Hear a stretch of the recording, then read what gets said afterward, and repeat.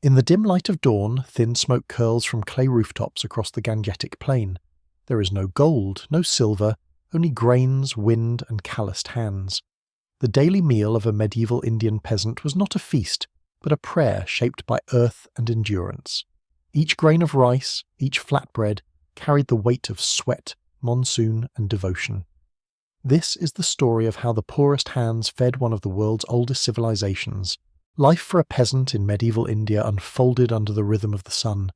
Villages clustered near rivers and fertile plains, the Gangetic basin in the north, the Godavari and Kaveri valleys in the south. These were worlds made of mud, grain, and devotion. At dawn, when the mist still hung over the fields, men and women rose to tend their crops. Work began before the first bird called and ended when the horizon swallowed the light. There was little comfort, but immense meaning. The harvest dictated survival, and the weather held the power of life and death. Famine, drought, and flood were constant threats, yet even in hardship the meal remained sacred. Eating was not for pleasure, but gratitude, a daily act of humility toward the soil that fed them. Every bite was shared, never taken for granted. Food was not seen as property, but as a blessing lent by the gods. The poor understood hunger more intimately than any king, and that understanding gave their meals a spiritual weight. In villages where words of prayer mingled with the sound of grinding grain, sustenance was both ritual and survival. For most peasants, grains were the foundation of life. In northern India, wheat, barley, jaw, and millet bajra dominated the fields. In the humid south, rice and finger millet, ragi, shaped entire cultures. These grains were durable, filling, and could withstand erratic monsoons. Protein came from pulses, lentils, peas, and chickpeas boiled with salt, turmeric or garlic. The humble dal was more than food. It was energy for the body and dignity for the poor. Farmers called it the meal that never betrays, because even in scarcity, a handful of lentils could sustain strength. Dal and grain formed the twin pillars of rural diet. When mixed with a spoon of ghee or oil, they became a complete meal. Each pot simmered slowly over a clay stove, releasing an aroma that meant safety, proof that the day's labour would end with warmth. In these simple grains, the philosophy of peasant India was written: survival through balance, endurance through faith. The heart of every peasant home was the chula, a clay stove built by hand, fueled by dry wood, crop husks or cow dung. It was humble, cracked, and blackened by years of smoke, yet it was the centre of warmth and life. Around it, the family gathered not for luxury but for survival. Bread, roti or chapati, was the daily miracle born of soil and labour. Dough made from wheat or millet was flattened between rough palms, dusted with flour, and slapped onto a hot stone or iron pan. The hiss and crackle of dough meeting fire was a rhythm every child grew up hearing, the heartbeat of hunger turning into comfort. Women, their hands seasoned by repetition, worked in silence as smoke curled toward the rafters. Every roti was thin, imperfect, yet sacred. Some were brushed with ghee if the family could afford it. Others were eaten dry with salt and lentils.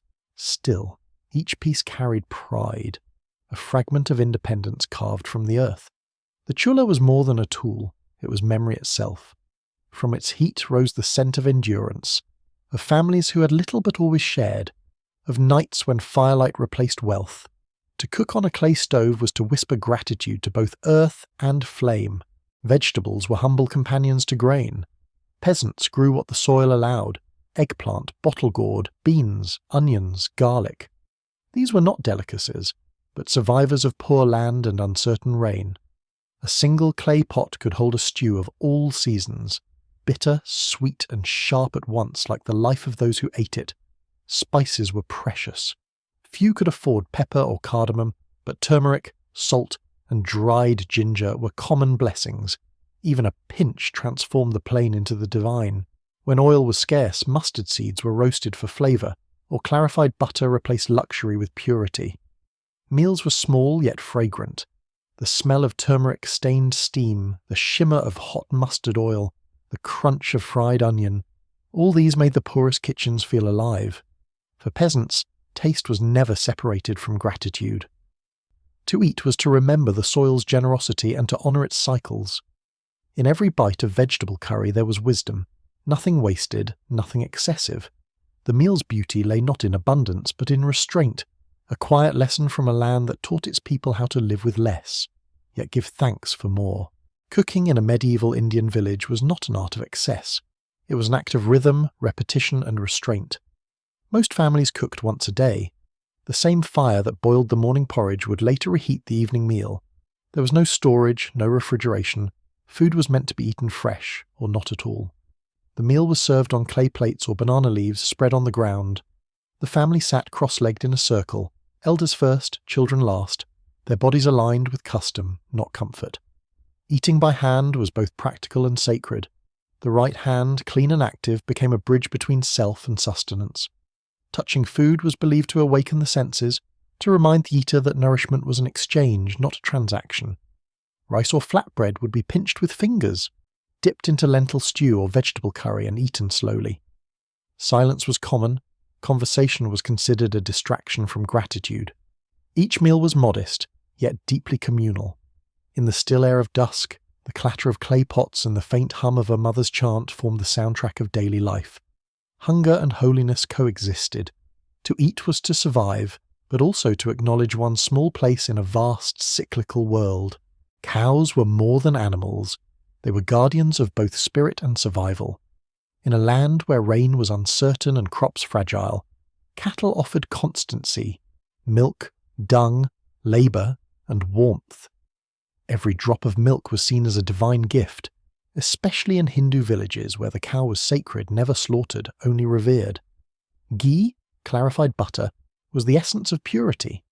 It illuminated lamps in temples and flavoured food in homes. A single spoon of ghee on rice could turn scarcity into celebration. Yogurt, curd, was another blessing, cooling the body in the tropical heat and believed to balance the humours of health. But for the poorest, milk was rare. Many mixed water with grain to make thin gruel or drank lassi, a diluted yogurt drink that refreshed more than it nourished. Yet even this simplicity carried dignity.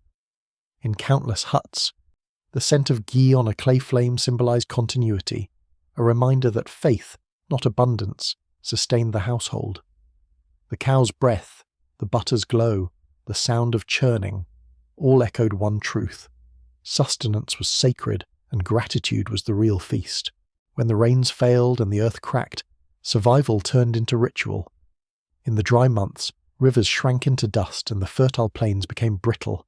The granaries emptied faster than the skies refilled them, yet the peasants of medieval India endured, not through abundance but through adaptation. In times of famine, meals became inventive prayers.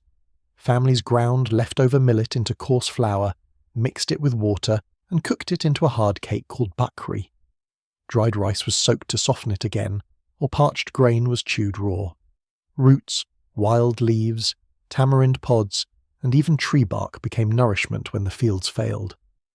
Every household learned the art of preservation. Cooked rice was sun-dried, stored for weeks, then revived with hot water. Nothing was wasted.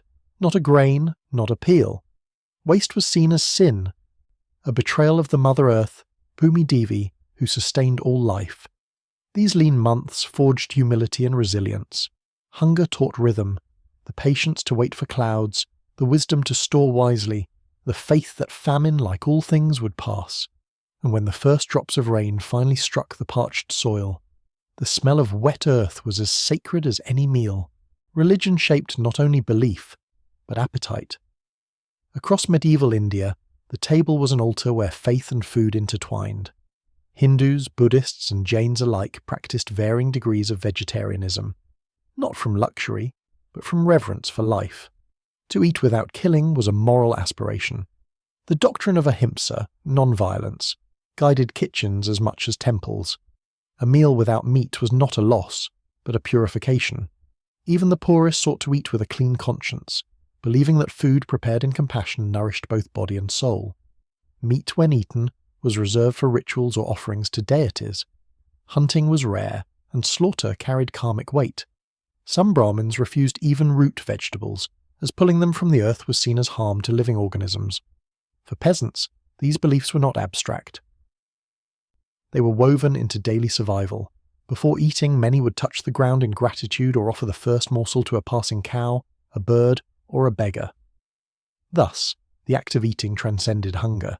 It became a quiet form of worship, a reminder that every grain was part of the sacred cycle between creation, sacrifice, and renewal. Even in poverty, the peasants of medieval India found ways to celebrate.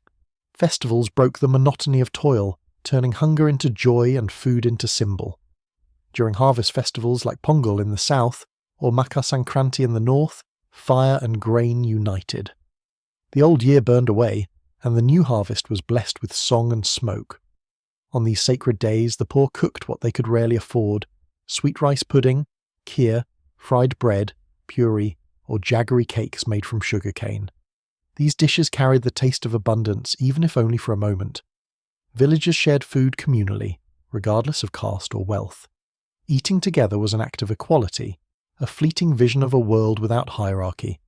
Children chased each other around the fires, women sang hymns, and men offered portions of grain to gods and cattle alike.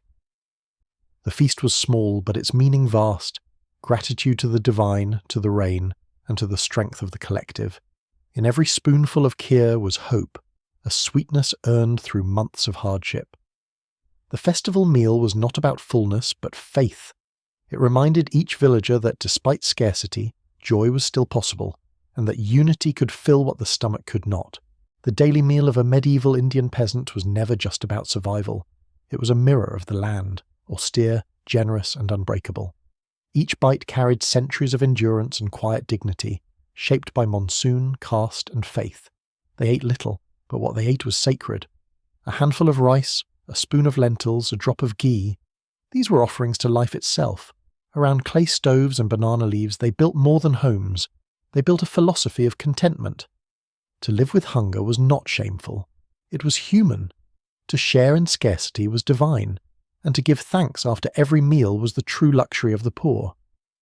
The peasants of medieval India left no golden thrones or marble palaces behind, yet they sustained an empire with their simplicity. Their meals were made of dust and devotion. Their prayers whispered through steam and fire. In their world, gratitude was the finest spice, and endurance the most precious harvest.